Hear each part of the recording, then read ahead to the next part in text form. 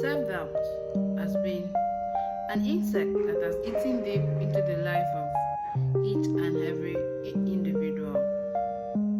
Today, we are going to look at what is self-doubt and what is not self-doubt. Join us today as we dissect to see what self-doubt has caused. Some people say it has caused more harm than good.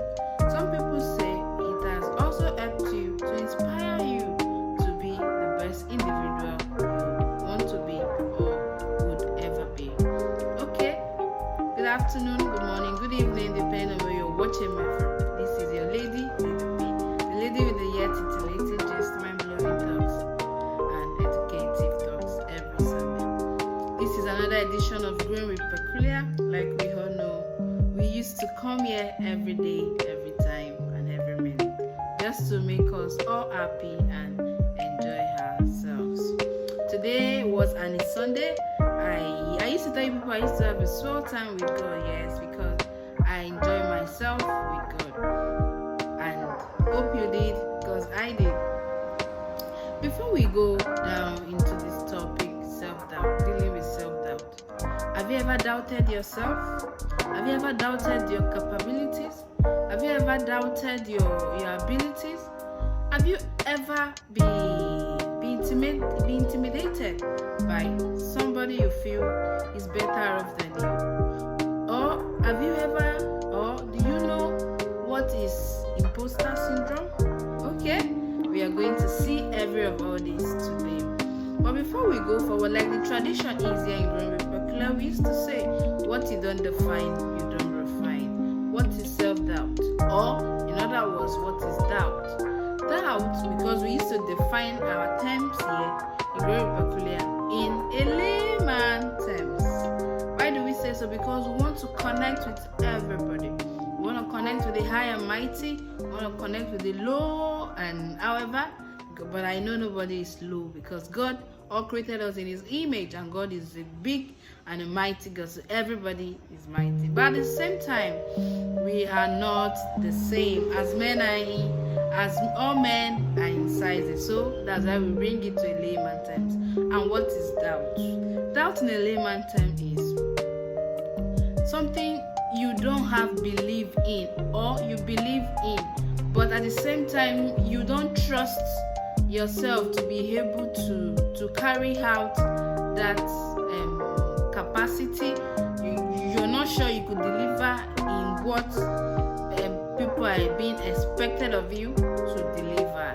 Well, I can also say self-doubt has also helped a lot of us to practice more, to try harder, and to be one of the best human beings we are today. Each and everybody, before they start anything, I want you to know and understand that everybody, before starting anything, are all at point zero. Yes. We, like a new wedded wife trying to conceive, she's still at point zero. You trying to start up a business, you're still at point zero. You trying to do whatsoever, you're trying to start up a new career, you are at point zero. That's the beauty of what experience does to us, and training and skills does to us. Makes us to grow and grow and grow. So you should not be weary. You should not be. You should not doubt yourself when you want to start something. You should always know that everybody started at point zero. Okay, what is self-doubt? Self-doubt is something many people experience, especially when they want to start up a career, when they want to start up a course, when they want to start up something that they can achieve in their life. But because no field is empty, because no field is open, people are always in each and every field you see in life. That is why you see people always have that imposter syndrome, or they have self-doubt in themselves. So what are the ways we can use to deal with self-doubt? Number one I have here is recognize and challenge the negative thoughts.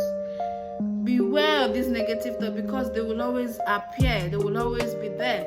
It is in your place to tell those negative thoughts, you shut it out of your mind, you shut it out of your head, you shut it out of you always, and tell the negative thought that I am going to do this and I'm going to win at what I'm going to do. The second one is focus on your strength. Yes, as we are all individuals, we have our strength and we have our weaknesses. So I would tell everybody to focus more on your strength and leave your weakness, while also trying to make your weakness your strength. But you can also delegate the part at which is your weakness to some persons to help you with that. Okay? At the same time, you set realistic goals. Set realistic goals. Don't just set goals that you know even in the next 100 years might not come to pass. Set realistic goals. How do you do this? Set something that are material, not immaterialistic things. Set things that you know with or time very soon it will come to reality. Another one is seek support. Nobody is an island. Everybody is still looking for help. Everybody is still looking for supporters. Everybody is still looking for people. That is why even the bank, no matter how rich, no matter how much money you feel is in the bank are always out there looking for customers. That is why you see them give tax to their marketing department. I used to have a friend that is a banker. Every time she's always on the street, she's always trying to bring in people. They give them targets to meet up. So if a bank that already have millions, billions, trillions in their vault are still looking for support, are still looking for help, then who are you not to seek for support? Always strike when the iron is hot. Seek support. Practice self-care. What is that thing you feel you cannot achieve? Sit there. Practice that thing over and over and over and over and over and over again. You would always be able to do that thing. Love yourself as an individual. Don't see less of yourself. We are under strength, and always strive in your strength. Do your strength more than your weakness. Do more of your strength. Anything that is your strength and you know you can do this, do more of your strength every other day. Your strength, and let me tell you something you need to know is everybody have their weaknesses, but their public relations is on their strength. That is what you have not known, and that is the secret I'm trying to let you know today. Now, most of these persons you see that they have owned their strength and they are thriving with their strength because they have only shed the light on their strength. If you see them at the back end, you say, "Is this the person I want to be like?" That is why you must be like only yourself and yourself alone. Embrace failure. I know failure is not sweet. Failure is not what anybody wants to have. Failure is not what anybody wants to even experience. But at the same time, failure is one of the best teachers. It teaches us where to pick from. You will always remember where you failed. You will always remember where you fell. You will always remember where you didn't do it well. So from there, you will always have a way of guiding against failure. So failure is one of the best boosters. Failure is one of the best fertilizers to anybody that is aiming for growth and to be able to achieve and deal with self-doubt. So surround yourself at the same time with positive people. This is why I say tell people be intentional. Be very, very intentional with your friendship. If there's anything I am very, very intentional about, I am very, very intentional about whom and how I relate with people. If I don't see you're today to be like what I want to be, even in the next 1 year, I run away from you. Yes, you will feel maybe I am proud. No, I am not, but I'm trying to be intentional because I understand the power of association. I understand the power of friends. I understand the power of you having a positive-minded person around you. It spurs you to your greatness. It spurs you to your success, and it spurs you to be on the winning side every other time. Most of these positive persons, They are accountability friends. They help you, they push you to success. So why shouldn't I have many of them around me?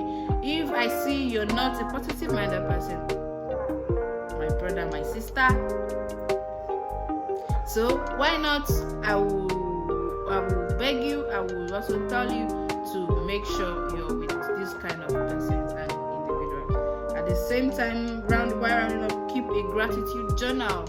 If you should check yourself right from when you started when you choose that career path, when you choose that course, when you choose that business, when you choose that relationship, you will see that every day there is a plus since you're doing it every day. So you should have a gratitude journal where you write it out. Oh, today I've been able to do this. Like when I started my Canva designs, I was like, please, can you do this? But now I see myself, when I look at myself, when I started doing Canva, most of my designs, I do them with my Canva.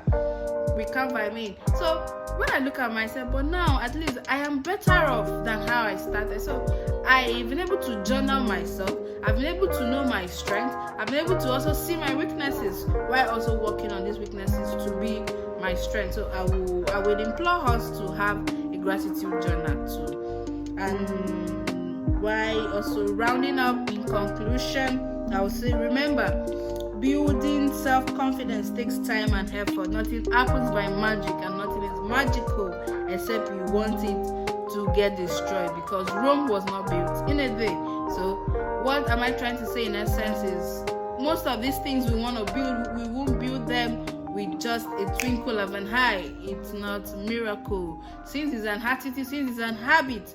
And in the long run also to look at, to build attitude or character or habit, it takes 90 days, or it takes 90 days max, and it takes 21 days minimum. And this 21 days minimum is when you're doing this thing every day. That is when human being is said to have built character, habit, or attitude. So what are we saying in essence? In order to build one career, one business, whatever it is you want to do, and when you're allowing self-doubt to set in, you need at least minimum of 21 days to do this, and that is 3 weeks, and you have to do this thing consecutively. So why am I saying this? I'm saying it because I want to let you know that you need time, you need more effort in order to build yourself and to be able to deal with self-doubt. And at the same time, be patient with yourself. Fall in love with yourself in this process. Pick up yourself whenever you fall, and you get to see yourself growing. And at the same time, you must and would have been able to clear every doubtness you have about yourself as an individual. And I also want you to know that you have the ability to overcome self-doubt and achieve your goals. Have you ever had joy when you have achieved your goals? I set a goal for myself, and I saw myself being able to achieve this. I was very happy. I was very, very happy. So that goes to tell you that anybody that has been able to achieve his or her goals or successes is always a very happy person. But at the same time, I want you to know that you have to focus on your strength. You have to keep a gratitude journal. You have to seek support. You have to stay around positive-minded persons. You have to practice self-care, and you have to do all these things every other day. So, having been with me on this journey, I think you've been able to see how to deal with self-doubt. And I've really enjoyed myself in this session. I know you have too, and you've learned a lot of lessons on how to deal with self-doubt. I know by this time, self-doubt will not be a problem to you anymore. Thank you for joining us today, and at the same time, we'll say join us next week, same time, same venue, and same